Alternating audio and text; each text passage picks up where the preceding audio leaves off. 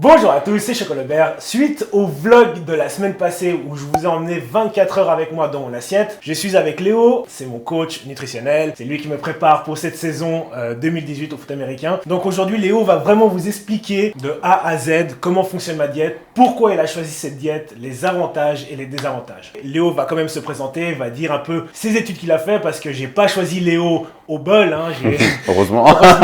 J'ai vraiment choisi Léo parce qu'il a des compétences et ça fait très longtemps que je le suis sur les réseaux, ça fait environ 6 ans, donc du coup j'ai vraiment de la chance cette année de pouvoir travailler avec lui, mais je vais le laisser se présenter. Alors bonjour à tous, je suis coach depuis à peu près 3-4 ans. J'ai démarré par des études en biochimie à l'université, donc qui n'a rien à voir avec ça. Ça m'a permis quand même d'avoir de grosses connaissances, développer de grosses connaissances dans toute la nutrition et d'être hyper le plus précis possible vis-à-vis de ça. C'est vraiment la grosse partie qui m'intéresse. Tout l'entraînement, etc., c'est une part hyper importante pour moi aussi, mais la nutrition, ça reste le top du top. Ça permet à la fois d'être en bonne santé, de faire des entraînements performants, d'avoir des résultats qui sont visibles rapidement. T'as fait ton bachelor en chimie, donc du coup... Master, excuse-moi, ouais, biochimie. Master en chimie, donc du coup t'as quand même une connaissance... Ça m'aide beaucoup en fait, surtout rester en fait en constant renouvellement, c'est-à-dire vraiment chercher les nouvelles études scientifiques, qu'est-ce qui change un petit peu, qu'est-ce qui a été validé, qu'est-ce qu'on se rend compte que finalement est faux. Parce qu'il y a beaucoup de choses, 2-3 années en arrière, on pensait que c'était le truc à faire, le top du top, et finalement on se rend compte, plus les années passent, plus il y a des études qui se font, et plus on se rend compte qu'il y a des choses qu'on faisait, et même qu'on est toujours en train de faire, qui n'ont pas d'intérêt en fait, qu'on se complique la tâche pour certaines choses, qu'on va se restreindre pour d'autres, alors que finalement il y a des choses beaucoup plus faciles et beaucoup plus intelligentes à appliquer. Explique-leur pourquoi tu as choisi cette diète pour moi, parce qu'il y en a beaucoup sur mon Snapchat ou sur Instagram qui me demandent pourquoi tu manges autant, parce qu'il faut dire vraiment que la diète que tu m'as choisie, c'est vraiment une diète où je cuisine tous les 3 jours, je mange des quantités énormes. Donc explique un peu pourquoi tu as choisi cette diète pour moi en fait. Alors déjà je pars pour moi pour une diète saine, c'est déjà une diète qui se compose uniquement d'aliments qui sont frais, c'est-à-dire rien qui a été transformé, qui a subi déjà soit une cuisson, soit une mise sous vide ou peu importe en fait, vraiment quelque chose de brut. Donc travailler des aliments qui sont bruts, c'est pour moi déjà la base pour être en bonne santé. Ensuite, toi, je t'ai donné une diète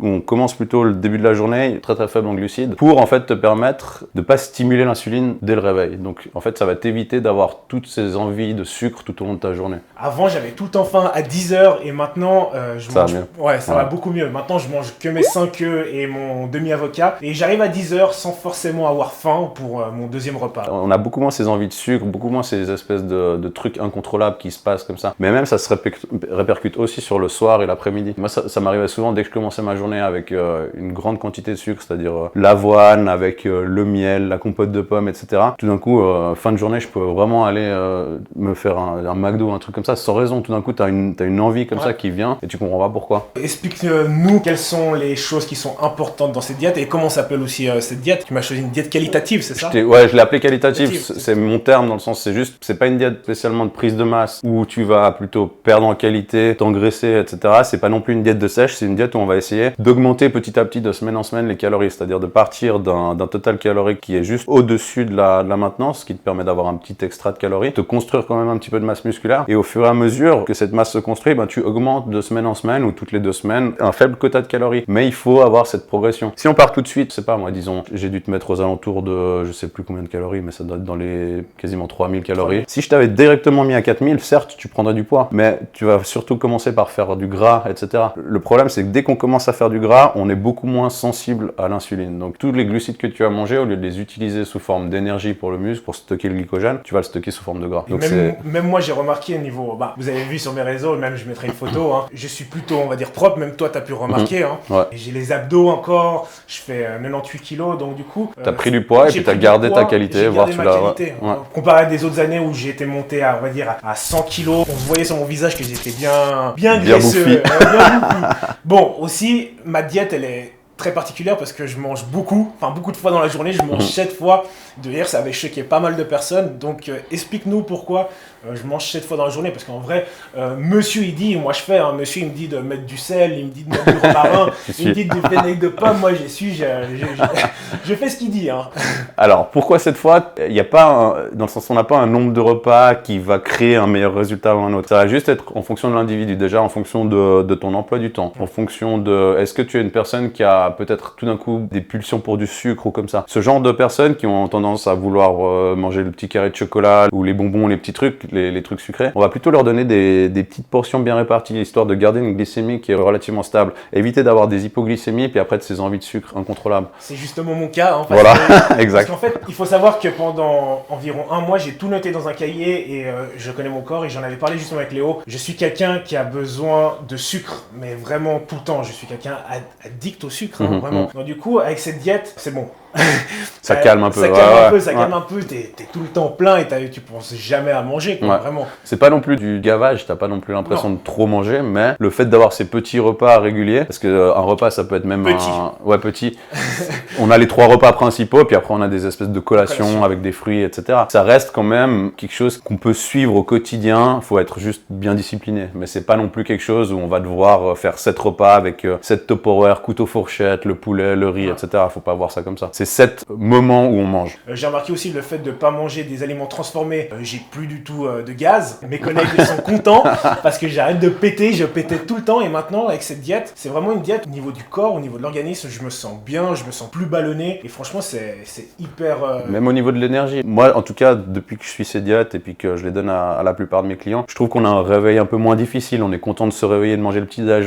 On a une dynamique qui est un peu meilleure. On n'est pas, on va dire, encrassé par les calories ou on n'a pas ces espèces de gros coups de barre. Ça arrive bien sûr avec les entraînements, les trucs comme ça, mais on n'a pas ces espèces de gros coups de barre à cause d'une mauvaise nourriture qu'on mangerait. Aussi, dans ma diète, je mange beaucoup avec des petits secrets, on va dire pas des petits secrets, mais je mange beaucoup avec du romarin, du sel iodé, du vinaigre de pomme. Vinaigre de pomme, tu as psyllium, je sais pas si t'en as, ouais. J'en ai pas trouvé. Mauvais point. non, je déconne. Alors oui, certes, ça reste quelques-uns de mes... C'est pas des secrets parce que c'est connu aussi par d'autres personnes, mais ça reste des choses intéressantes à faire. Je vais pas forcément rentrer dans les détails, mais ça permet en fait au corps d'être quelque part plus discipliné, c'est-à-dire qu'il va de façon naturelle utiliser plutôt le sucre que tu lui donnes comme carburant pour le muscle au lieu de le stocker, c'est-à-dire qu'on va augmenter grâce à ça, il y a la cannelle aussi dont on n'a pas parlé, qui va augmenter en fait notre sensibilité à l'insuline, donc en fait le corps va mieux utiliser les sucres qu'on lui donne, c'est-à-dire que le corps, quand on mange des glucides, que ce soit du riz, que ce soit des fruits, peu importe les glucides, tout ce qui est vraiment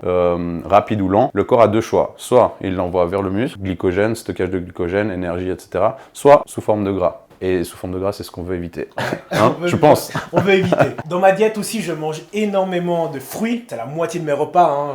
Je mange... 3-4 fruits par jour, je dirais, quelque chose comme ça. 3-4 fruits ? Ouais. Plutôt 50. Explique-leur pourquoi je mange autant de fruits. J'en donne en tout cas un minimum de 2-3 par jour dans la diète, juste pour un aspect santé déjà. Ensuite, il y a l'aspect aussi d'avoir le goût sucré qui va nous aider à peut-être avoir moins de toutes ces petites envies de bonbons de saloperie. Je pense que c'est hyper important d'avoir aussi cette notion quand on fait une diète pour améliorer son physique, pour être plus sec, pour être plus volumineux, peu importe l'objectif, mais d'avoir aussi cette notion de qu'est-ce que je peux faire pour aussi que ça s'inscrive dans ma vie de tous les jours et que ça a un impact positif sur ma santé. Parce que ça sert à quoi d'être hyper bien physiquement si au final, à 50 ans, t'as des soucis de santé dans tous les sens, si tu tombes malade tout le temps, etc. Donc moi, je vise vraiment pas mal de fruits, enfin suffisamment pour avoir la quantité de vitamines nécessaires. Suffisamment, je mange quand même 3 bananes et 400 grammes de fruits. 400 grammes de fruits, donc ça fait beaucoup, hein. Même il y a des abonnés qui m'ont dit oh putain Choco, mais tu manges que des fruits. Franchement c'est beaucoup pour quelqu'un qui n'a pas l'habitude. C'est beaucoup. Après moi je t'en ai spécialement donné plus, surtout autour de l'entraînement je t'ai donné des bananes. Pour moi la banane je le vois pas vraiment comme fruit c'est un fruit certes, mais je te le donne vraiment par rapport aux glucides qu'il contient, etc., par rapport au potassium. C'est vraiment plus un intérêt autour de l'entraînement. Légèrement baisser le taux d'acidité, etc. Quand je te parle vraiment fruits, c'est plus dans tes collations. J'ai à 15h, la collation que j'ai à 17h. T'as 2 fois 200 grammes de fruits. Voilà, 400 grammes. Ça fait quand même beaucoup 400 grammes. Hein. Ça fait 3 poires ou un kaki. Un kaki. J'ai entendu aussi pas mal de choses, des gens qui disent ouais moi je suis en sèche, je mange pas de glucides le soir parce que j'ai envie d'être sec. Et justement avec Léo, ma diète c'est pas du tout ça. C'est complètement l'inverse. C'est complètement l'inverse.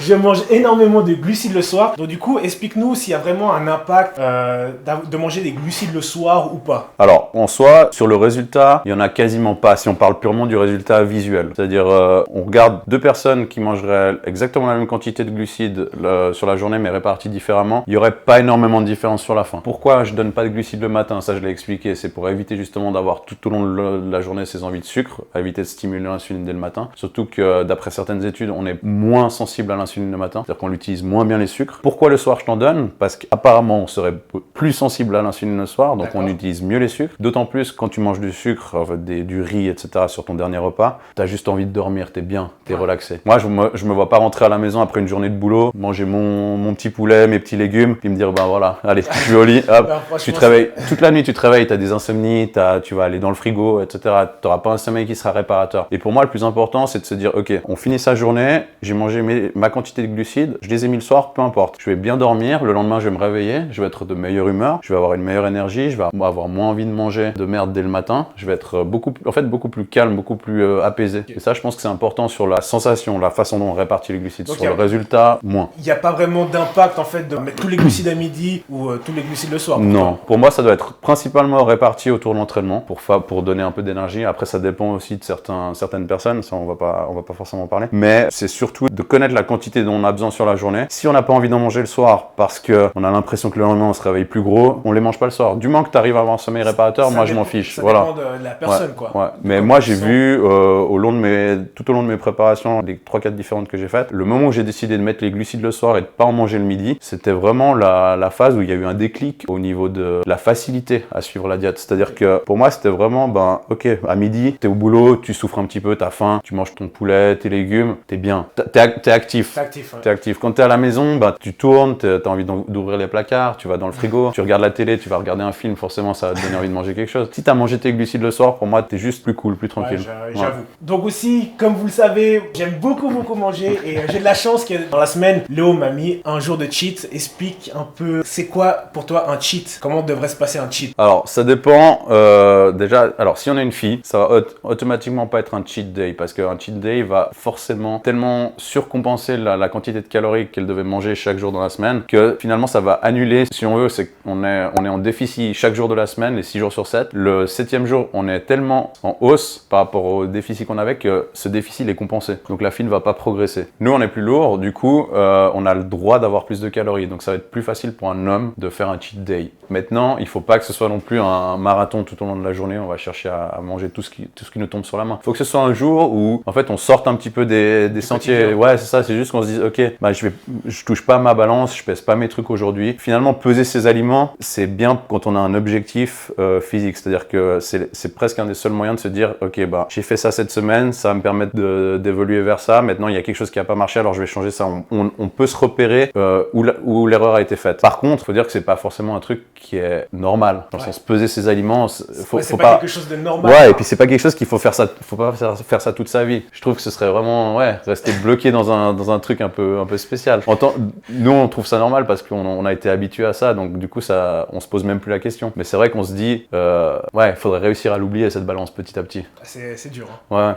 Ouais, je comprends. Maintenant, moi, je conseillerais aux personnes qui commencent, c'est-à-dire qui n'ont pas encore de notion de peser leurs aliments, etc., d'être hyper précis dès le début, juste pour prendre un rythme et puis pour se dire, ok, ça représente tant, ça représente tant. Et être conscient visuellement des calories qu'on mange, juste dans un objectif de progression. Pas dans un objectif d'être en bonne santé. Parce que je pense pas que ça va... Voilà, exactement. T'as pas besoin de la balance. Ça dépend ce qu'on veut, quoi. Exactement. Voilà, ça dépend si tu veux prendre du gains ou si tu veux rester normal, quoi. Et je pense que pour le cheat day, il faut vraiment faire un jour, enfin moi je le vois comme ça, un jour où on touche pas la balance, on essaye de pas forcément remanger les mêmes aliments qu'on aurait mangé la semaine, sauf si on a vraiment plaisir à le manger et qu'on a vraiment envie. Pour moi, vaut mieux faire un vrai cheat day, c'est-à-dire limite tu te fais un peu des tartines le matin, un bon plat de pâtes à midi, puis le soir une pizza ou un truc comme ça, sans aller dans l'excès vraiment complet, plutôt que se dire le matin je vais quand même faire mes œufs, à midi je vais quand même manger mon poulet, et puis au final le soir tu vas dire allez je fais un semi-cheat